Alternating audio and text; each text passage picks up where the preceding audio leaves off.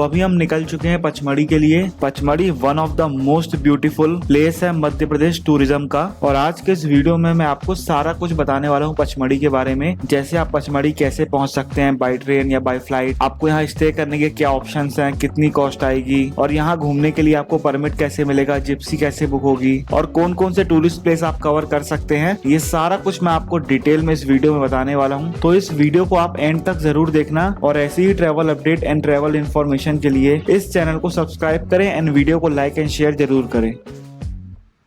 सबसे पहले बात करते हैं कि आप पचमढ़ी कैसे पहुंच सकते हैं। पहला तो ये तरीका है कि अगर आप अपने पर्सनल व्हीकल से जाना चाहें तो आप जा सकते हैं। सेकंड, अगर आप बाई ट्रेन आना चाह रहे हैं तो पचमढ़ी का सबसे नियरेस्ट रेलवे स्टेशन है पिपरिया। पिपरिया से पचमढ़ी की जो दूरी है वो लगभग 55 किलोमीटर है, बट रोड काफी हिली है तो उसमें लगभग आपको 1.5 घंटे लग जाते हैं पहुंचने में। अगर आप चाहें तो पिपरिया से टैक्सी बुक करके भी आ सकते हैं। इसके अलावा वहाँ पे पब्लिक ट्रांसपोर्ट भी चलता है तो उसका भी आप यूज कर सकते हैं। इसके अलावा अगर आप बाई फ्लाइट आना चाहते हैं तो पचमढ़ी से सबसे नियरेस्ट एयरपोर्ट है भोपाल का और उसके अलावा है जबलपुर का, जहाँ के लिए भी आपको इजीली और कन्वीनियंट फ्लाइट मिले आप वहां तक फ्लाइट से आ सकते हैं। उसके बाद चाहे तो आप टैक्सी बुक कर लें या फिर आप पब्लिक ट्रांसपोर्ट से भी पचमढ़ी तक आ सकते हैं। तो ये हुई बात कि आप पचमढ़ी कैसे पहुंच सकते हैं।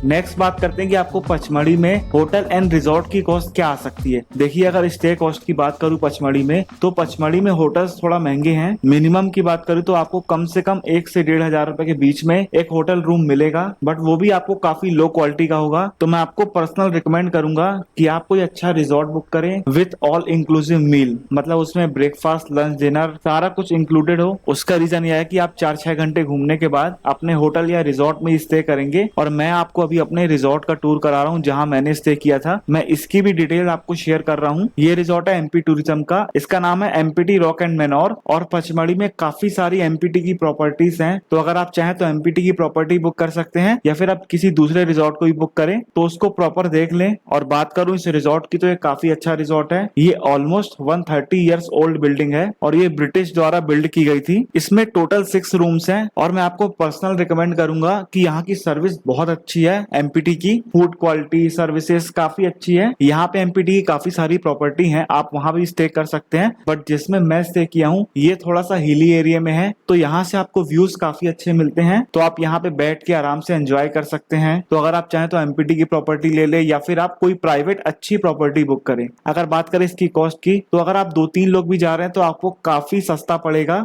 जैसे हम 3 फ्रेंड्स आए थे तो हमको ये 6,500-7 हजार का पड़ा पर नाइट विद ऑल मील्स, मतलब मॉर्निंग का ब्रेकफास्ट से लेके रात का डिनर तक सारा कुछ इसमें इंक्लूड था। और अगर आप इसको डिवाइड करोगे तो 2200-2300 रुपए पर पर्सन आता है, जो बिल्कुल भी महंगा नहीं है। अगर आप बाहर भी होटल लेंगे 1500 रुपए का भी अगर आप बाहर होटल लेते हैं जो आपको एक नॉर्मल सा रूम मिलेगा, और अगर आप लंच, डिनर, ब्रेकफास्ट अलग से करेंगे तो उसमें भी आपकी फूड की और रूम की कॉस्ट मिला के मिनिमम 2,500 से 3,000 तो कॉस्ट आएगी। और उसमें आपके फूड की और रूम की क्वालिटी भी कॉम्प्रोमाइज होगी। और अगर आपको ऐसी कोई डील मिल जाती है तो ये आपको ज्यादा सस्ता पड़ेगा कंपेयर टू अगर आप कोई बजट प्रॉपर्टी लेते हैं तो ये आप पे डिपेंड करता है। आपके बजट के हिसाब से जो भी फिट हो उस हिसाब से आप बुक करें। और पचमढ़ी में आप कम से कम 2 डेज कवर करें। अगर आपको प्रॉपर पचमढ़ी घूमना है तो कम से कम आपका 2 नाइट का स्टे पचमढ़ी में होना चाहिए। अभी मैं आपको पूरे रिजॉर्ट का टूर करा रहा हूँ, आप इनके रूम्स देखिए, इनका आउटसाइड व्यू देखिए। उसके बाद मैं आपको बताऊंगा कि आप अपना परमिट कैसे बुक कर सकते हैं, जिप्सी कहाँ से बुक होगी, ये सारा कुछ भी मैं आपको आगे बताऊंगा।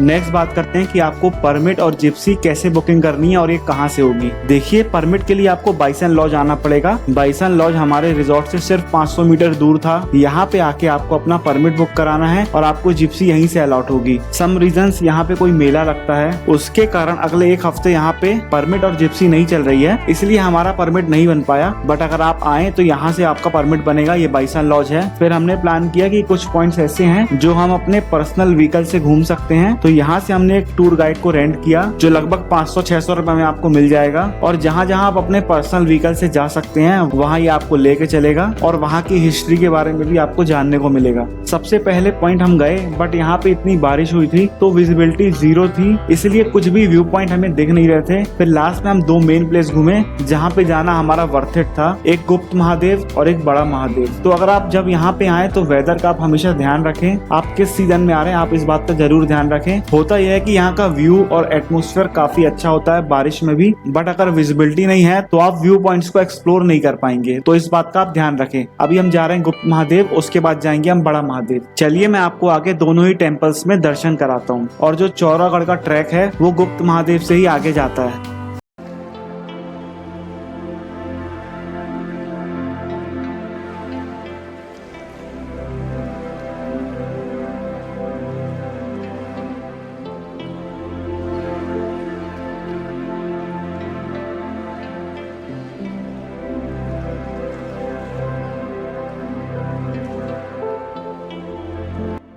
यहाँ से एक छोटा सा ट्रैक है गुप्त महादेव के लिए जो ओनली 200 मीटर का है, और वहीं से आगे आप चौरागढ़ जा सकते हैं जो 3.4 किलोमीटर का ट्रैक है।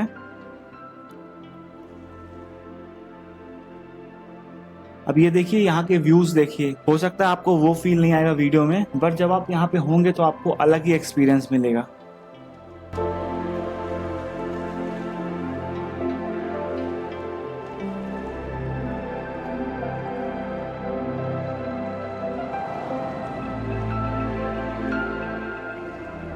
अब यहाँ से अपन को केव के अंदर जाना है, और एक बार में यहाँ 6 से 7 लोग ज्यादा नहीं जा सकते हैं क्योंकि अंदर इतना स्पेस है नहीं।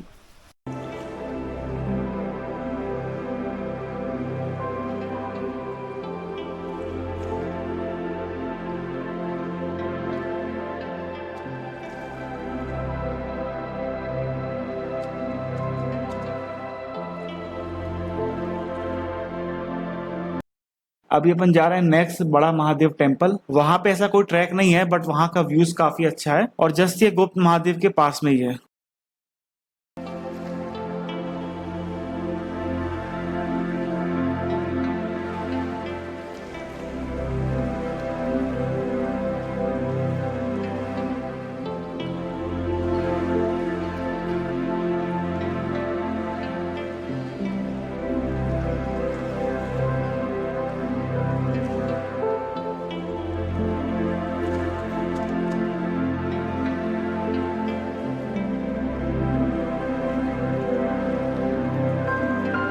शिवलिंग जो है नेचुरल है, प्रकृति द्वारा उत्पन्न हुआ, और ये वाला शिवलिंग है आर्टिफिशियल जो स्थापित किया गया, और ये मूर्तियां वगैरह सारी स्थापित की गई।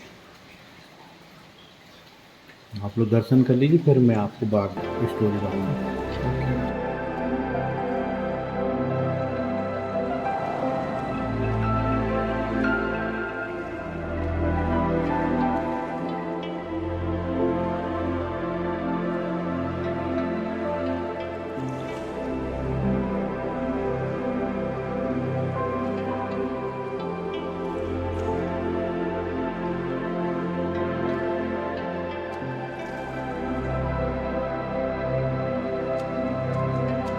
आई होप ये वीडियो आपकी काफी हेल्प करेगा अगर आप आने वाले दिनों में पचमढ़ी ट्रिप प्लान करते हैं तो। और आपकी कोई भी क्वेरी हो, कोई भी क्वेश्चन हो, तो आप मुझे कमेंट बॉक्स में कमेंट करें। और अगर आपको ये वीडियो पसंद आया हो तो प्लीज मेरे चैनल को जरूर सब्सक्राइब करें और वीडियो को लाइक एंड शेयर जरूर करें।